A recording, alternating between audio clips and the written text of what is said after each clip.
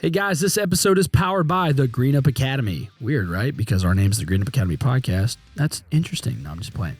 The Green Up Academy, y'all, is your place for courses, community, and coaching. It's the place for you as a green industry business owner to go and get your answers questioned and your questions answered by other people. It is awesome what it can do for you, whether you're in the crew, coaching calls with me, or just watching courses. You're going to be better for it in your business overnight. So make sure you go sign up for your free account at thegreenupacademy.com. That's again, you just sign up for a free account. You get all the courses we have on there right now, absolutely free.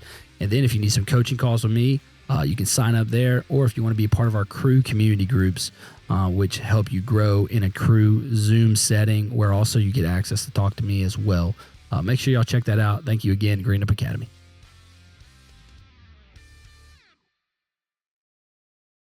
Welcome to the Green Up Academy podcast with Alex Kirby, where we focus on helping you level up your green industry business. Whether it's marketing, finance, employees, or strategy, we talk about everything on this show to help you apply it to your business and change your family and company's future for decades to come. Here's your host, Alex Kirby. Hey guys, if you're watching this, hopefully you've watched part one of my interview and discussion with Mr. Gary Mazzanna, who has owned multiple lawn and landscape companies. One that was 100 employees, almost $6 million in revenue, and another one that also is 30 to 40 employees, a few $1 million of revenue that he's sold both times. And awesome guy, loves Jesus, really loves helping us in the green industry. Our discussions have been so good. So they were so long, we had to break into two parts. So make sure you listen to part one and then come back here and listen to part two. But if you are, buckle in. We're about to get going. Episode number 2 with Mr. Gary Mazzanna. So on the job training, I know for me, on the job training was one of the weakest things I did, because I'm a talker. So I felt like, and again, it's easy to do this once you sell, because then you reflect on all the things you did poorly, right? Like now you don't have it all in your face, so you have some time to reflect. If I made a list of the top 5 things I do differently on the job training, would be maybe top 2, maybe third, because I had a manager named Travis, who's an awesome guy. He was a Purple Heart guy. I think you might have met him before. I don't know if he came to the shop one time or not. All right, he's a really cool dude. He had 20 years experience with the big companies here in town. Wasn't the greatest with interpersonal skills, but because he's military, well, it wasn't even his fault, right? Military and then the young 20-year-olds, like it was just tough. Those two things just don't go well, those transitions. But incredible at training and physical, like how to do a job right. Really, really good. And he yelled and screamed and pleaded with me, we need more training, we need more training, we need more training. And I was like, well, I'll explain it to him. It's not that hard. But for some reason, yeah, I know. But for some reason, I couldn't get it in my skull that he was right, that we need to slow down, pay overtime if we have to go and do physical jobs and train these guys by hand for a week or two before they get on these pieces of equipment. And I never listened to him about that. Towards the very end of my business, about a year before I sold it, Travis wasn't with us any longer about that time. And I hired 2 guys and I had them come over here to my property and spent only 4 hours with them. Here's how you do this. Here's how you do that, blah, blah, blah. And they ended up being only 4 hours. They ended up being 2 of my best people we ever had. And it reminded me of, well, what if I had done this with everybody in more like 40 hours or 20? So tell me how you did that. How did you do? Was there a training manual? Did you just say, come with us and we'll train you? Did you have a day where you did like a workshop? Because you'll hear that. Like, we're going to start with weed eaters this morning and then hedge trimmers this afternoon. Then what was your style on all that? Well, that's kind of odd, because I was taught by my employees when I first started out. Okay. I ended up hiring, or not hiring, I guess. I would utilize them on weekends. Mm-hmm. And I was learning from these guys because they were good. Yeah. They were real good. And because I didn't have any experience. Right. I just had some jobs and some equipment. And I started to learn from them. Mm. So I saw the value of the training plus my coaching background.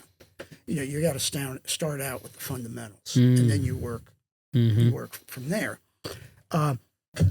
But I, like you, once I got bigger, once the company got bigger, it was so much harder because there was demand. You'd fire a guy or a guy would quit and you'd have to replace him right away. Yeah. And you didn't have the opportunity Yeah. to really see that. Now, what I did once I sold the company to the company that I sold it to was I would do some training with their employees in the morning. Yeah. And it would be simple things to begin with, like how to string a weed eater, because a lot of guys don't know how to string a weed eater. Yep. They don't know that little spring that's inside the bump head has to stay in there, Yep. Until they get out on the job and it's not there bump. and it won't bump anymore. Yep. And that top that goes over the bump head is there for a reason, and you have to hear it. Yep. Click. Yep. And they don't understand that because a lot of them have never done it before. Right. So you got to start out at that level. And once, and you can pretty much tell right at that point if this guy needs a lot of work. Because if he doesn't know any of that, he doesn't know anything, you're in trouble. You're in trouble. Yep. And, you can't expect your supervisor who's on the job, your crew leader, to take all his time. Because he can't get any work done. Because then he doesn't get the work done. So, the best thing I found to do is in the winter, is to use that time when things are slow and to use that time to do a lot of training, and to hire these guys right at the end of the winter for the February-ish. Yes, for the upcoming season. And then you've got time to work with them. Once you're hiring guys during the season, you don't have time. No. You don't have time to train them. They don't have time to be trained by the supervisor or the crew leader. He doesn't want to do that. No. He doesn't trying to get his route done. He doesn't think that's his job anyway. Right. Yes, and it really isn't his job No. to train this guy. Yeah. So that's a consistent problem throughout the industry because of the labor issue. Yeah. If in a perfect world, you can hire these 3 guys and not have to put them out on the road, and you can work with them for a couple days and then put them out on the road. But that's not usually the case. No, you're usually 2 weeks behind on the work. Right. So what was the revenue when you went to sell the company in Beaufort? What was the best revenue year you had done? Close to 5.6. 5.6. Wow, that's awesome. And so you talk a little bit about that in this next section here. Is what made you decide to sell? How did it go? And what made you start your second company up here in Columbia? Well, the selling and why I sold was real easy, really. I had hurt my back pretty bad. I knew that. I got mad. I got a mower stuck in some mud, and I thought I could lift it out. And I went to lift it, and the ZTR didn't move, and my back did. So I hurt my back, and that I was going to a chiropractor for maybe 4 or 5 years for it, and it had deteriorated because it had gotten arthritic. And I was misdiagnosed. They thought I had a hip problem. Okay. So they sent me up here to Columbia from Beaufort because there was a really good hip guy over here. He really good. And they wanted to see if I was a candidate for what they called a resurfacing, which is a much better surgery than getting it replaced. So he said I was, and he did that. He gave. So you didn't actually have a hip issue. Well, I did, but I didn't. The hip wasn't bothering me. Okay. Not at all. But I had Okay. I had arthritis in there that was deteriorating it. So you had the resurfacing. So I had the resurfacing done, came back, and within 3 months I couldn't even walk. Gosh. Because this was healing, but it was putting all the pressure on the actual problem. So they brought me right in and did a. Did you have a disc issue? What was it? Yeah. They did a whatchamacallit, a fusion surgery. A lower back fusion. 4 or 5. Gosh. So I was actually out of work for almost a year physically. You at the office or? I would try. I mean, it was rough. You had a team at that point, I guess. Because back then the surgeries were not non-invasive. But you had this surgery while you had the roughly 100 employees? About 80 at that time. Oh my gosh. And my thing was I was out on the jobs. I was dealing with the customers. I was contacting the customers. They saw me all the time. And I totally lost touch with that. And the guys started taking advantage of the fact that I wasn't out there. And things kind of... Yeah, get a little wonky. Things spiraled a little bit. And I decided, well, I built this thing up. I've got this large company who's been wanting to buy us. Okay. Prayed about it and decided, okay, Let's do it. that's what I'm going to do. They gave me a 5-year contract to work for them at X amount of money, which was really generous. And they give you a lump sum in the beginning and then pay out over to 5? No. They gave me a sum at first, and then within 6 to 8 months, they paid me the rest. Okay. Once they saw Trajectory was still good and yeah, revenue they were and all keeping the customers. Yep. But the funny thing was, within a year and a half, they lost all the customers. 80% of them? All of them? Oh. Okay. Why is that? I mean, It was my philosophy over their philosophy. So, And I'm not saying their philosophy is wrong. right. Are they still in business? Oh, yeah. They've got over 1,000 employees Oh, now. so it's the one with the G that I know about? Yes. Okay. Yeah. So, Like the top, what are they, top 40 in the country? yeah.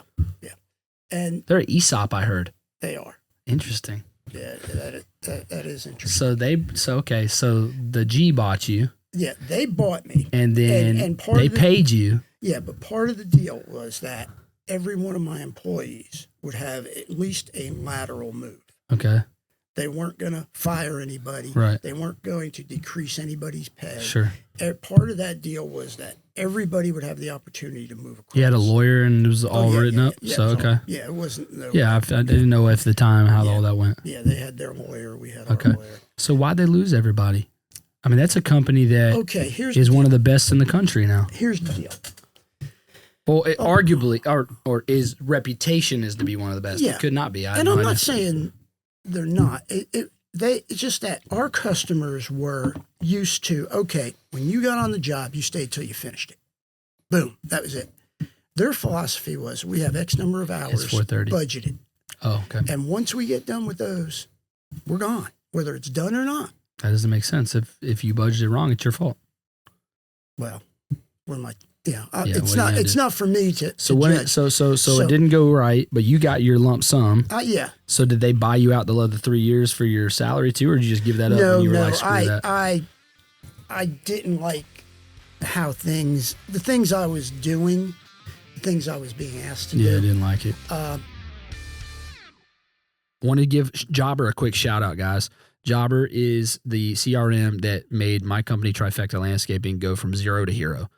It does everything for me. It was so crucial for invoicing, scheduling, routing, customer information, portal. I mean, it just had so many features that we're going to cover in that episode. That course coming out. So you guys make sure you check out my link in our Shoreby. In our Instagram, and you can save 20% off your first 6 months and get a free trial. So super crucial. If you've been waiting to check out Jobber, don't wait any longer. It is awesome. Is that when you moved up here? Well, that's another part of the equation. So I remember, fill me in on the story where you lost some money from that recession issue. Oh, that was just. Was that before that or after? No, that was in like 2007, 2008. When did you sell this? You didn't tell us the date. About 2010. Oh, okay. So it was before. Yeah, all right. So yeah. you got this lump sum, Yeah. and what'd you end up doing? Well, what I ended up doing was I had done some bad investments in properties at that time. Sure. And that's where that Yeah. recession killed me, Right. because I did the right thing and I paid off all the debts instead of just walking away from Sure. them.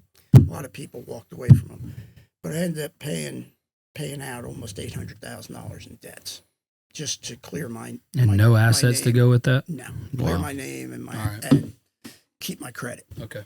I still had money left over. Okay. But anyway, Barbara and I, my wife, we prayed about it. We decided You guys been married 40 years almost? 44 years, something like that, Amazing. maybe 45, something like that. You lose track of it. It all becomes number. Anyway, we've been together since we were juniors in high school. That's amazing. So, whatever. I forgot what I was saying now. No, so we prayed you about prayed it. about it, yeah. And we had bought a house up in Prosperity on Lake Murray, just as a The one you live on now? yes. Oh, okay. And once we bought it, we redid the whole thing. We gutted it, Mm-hmm. and we got it to where it was more of our thing, Yeah. and what have you. So after I got out of that, and we decided I was going to stop working with them. Yeah. I felt like I had to do something. I mean, I just didn't want to sit around. Sure. So my daughter was getting engaged, this young man up in Columbia that she went to college with. And he was from Virginia. Okay. So my wife was worried she'd get married and move to Virginia. So I bought this company and gave him a job. Not thinking it would really work out. Right. I didn't fire him, but it ended up working out. He's done a. So you didn't start this secondary company you had. You bought it. I bought it, but it only had 3 employees. Oh, now it's got 30, 40? 35. Yeah, it's okay. Yeah. What happened was I bought the company, and the person I bought it from stayed on, and it just didn't work out. Yeah. And once that person was gone, the company took off.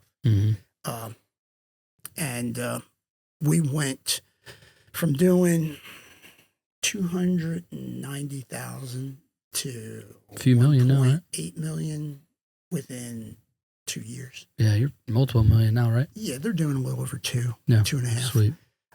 They're only limited by their resources, by the people they have, right? Because they can do a lot more than that. Wow.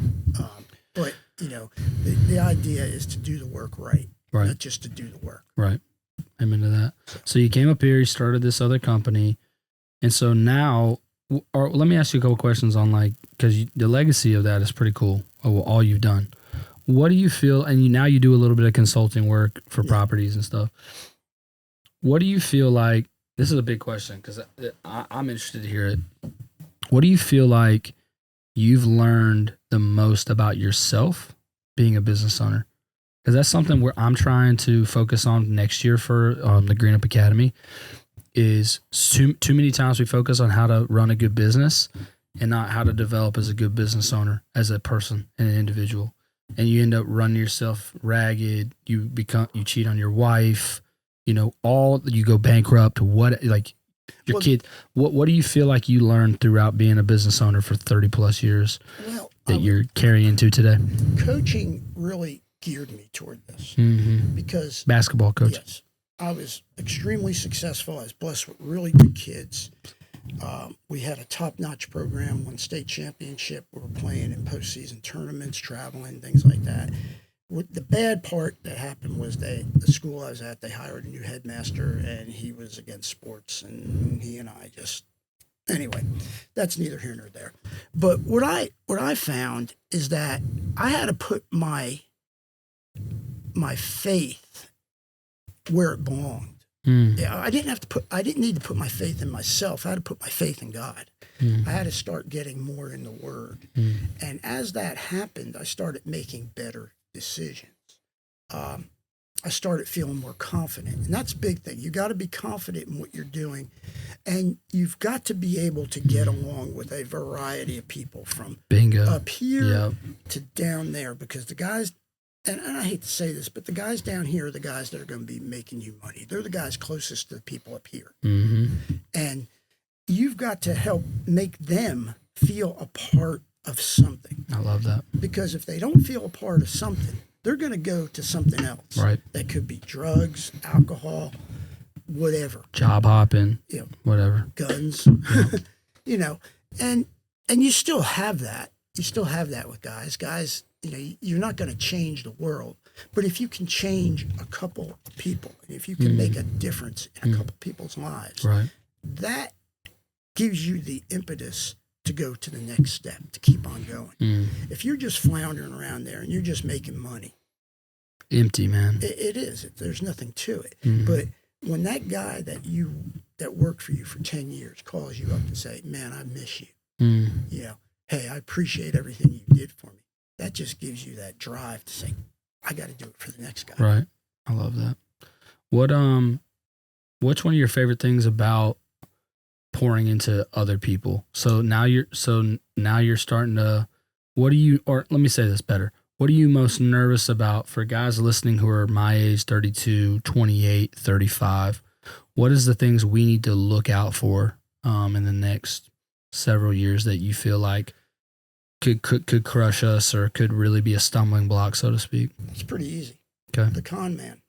The con man? Yeah. Okay. Because these guys are learning online how to con people. They're learning so many different ways to steal, to cheat, and to get what they want without having to work to get it. You know, what you've got to do is you got to go with your gut. When you hire somebody and you're working with somebody, you better go with your gut.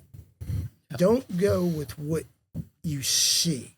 Go with what you feel. And it's going to get tougher. It's going to get a lot tougher. Do you think people, like, that's the one thing, you know, AI and all that stuff coming out, right? One thing I heard on a podcast recently was AI doesn't have hands.